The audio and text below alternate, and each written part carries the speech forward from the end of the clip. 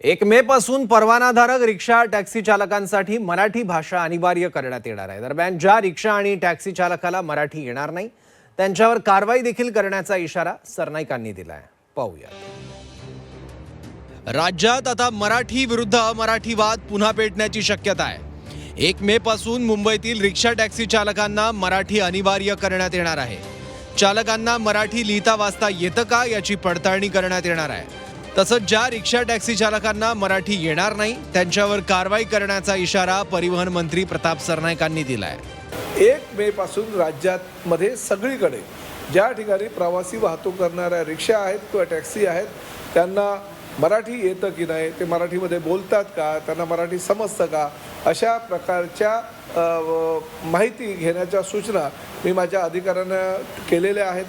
परंतु त्याचबरोबर राज्य शासनाच्या 2019च्या जो GR आहे त्या GRनुसार महाराष्ट्रामध्ये प्रवासी वाहतूक करणाऱ्या ड्रायव्हरला मराठी येणं अनिवार्य आहे। परंतु त्या भूमिकेशी तडजोड कुठल्याही प्रकारे आम्ही करणार नाही, राज्य शासन करणार नाही, परिवहन विभाग करणार नाही। जर मराठी येत नसेल तर निश्चितपणे आम्हाला त्याच्यावर कारवाई करावी लागेल। महाराष्ट्रात मराठी यायलाच पाहिजे, यात दुसऱ्या भाषांचा अनादर नाही। इतर राज्यात त्यांची भाषा बोलतात तर महाराष्ट्रात मराठी बोलली गेलीच पाहिजे असं मत संजय राऊतांनी व्यक्त केलं। तर स्थानिक भाषेशी जुळवून घेण्याचा सल्ला संदीप देशपांडे यांनी दिलाय। तसंच उशिरानं हा निर्णय घेतल्यानं संदीप देशपांडेंनी प्रताप सरनाईकांवर टीकाही केली आहे। भाषावार प्रांतरचना झाल्यावर त्या राज्यामध्ये त्या भाषेला महत्त्व मिळालंच पाहिजे। महाराष्ट्रामध्ये जर आम्ही मराठीची सक्ती करत असू तर ते योग्यच आहे, मराठी यायलाच पाहिजे। तर ते इतर भाषांचा अनादर कुठे करतो आहे? पश्चिम बंगालमध्ये बंगाली यायला पाहिजे, केरळामध्ये लोकांना मल्याळी यायला पाहिजे, हिंदी राज्यामध्ये हिंदी भाषा बोलली गेली पाहिजे, ओरिया बोलली गेली पाहिजे। प्रत्येक राज्याने आपल्या राज्य भाषेचा आदर केलाच पाहिजे। रोज लोक जिथे प्रवास करतात त्या रिक्षा चालकाला किंवा त्या टॅक्सी चालकाला जर इथली स्थानिक भाषा येत नसेल, आता आपण कित्येक वेळा परदेशात जातात, कुठल्या भाषेत बोलतात? ते स्थानिक भाषेतच बोलतात आपल्याशी। आपल्याला जुळवून घ्यावं लागतं त्यांच्याशी, ते तुमच्याशी बोलत नाहीत तुमच्या भाषेत। मला असं वाटतं हे सगळ्या गोष्टी प्रताप सरनाईकांनी लक्षात येत्या। असे तर परदेशी खूप फिरत असतात ते, त्यामुळे त्यांना ही गोष्ट माहीत असेल। प्रताप सरनाईकांना अंमलबजावणीसाठी तुम्ही मैदानात उतरणार का? होते की आम्ही उतरलेलोच आहोत। फक्त आता कुंभकर्णाला मी तुम्हाला सांगितलं की आम्ही कसा का होईना पण जागा झालाय, त्याला झोपून देण्याचं काम आम्ही करू।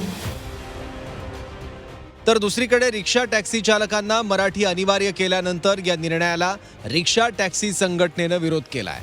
तर ज्या चालकांना मराठी येत नसेल त्यांना शिकण्यासाठी थोडा वेळ दिला पाहिजे असं मत टॅक्सी रिक्षा चालकांनी व्यक्त केलं।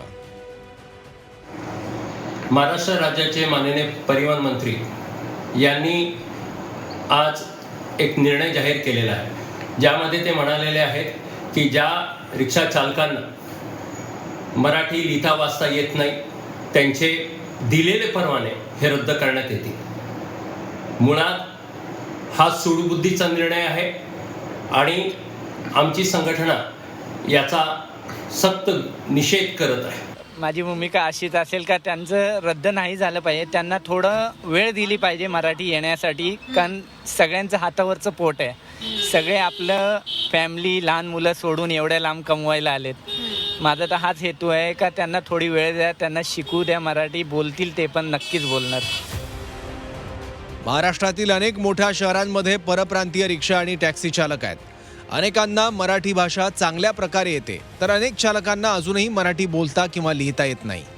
त्यामुळे 1 मे पासून रिक्षा टॅक्सी चालकांसाठी मराठी अनिवार्य करण्यात आली आहे। मात्र दुसरीकडे या निर्णयाचा विरोध देखील करण्यात येतोय। मनश्री पाठक, झी 24 तास, मुंबई।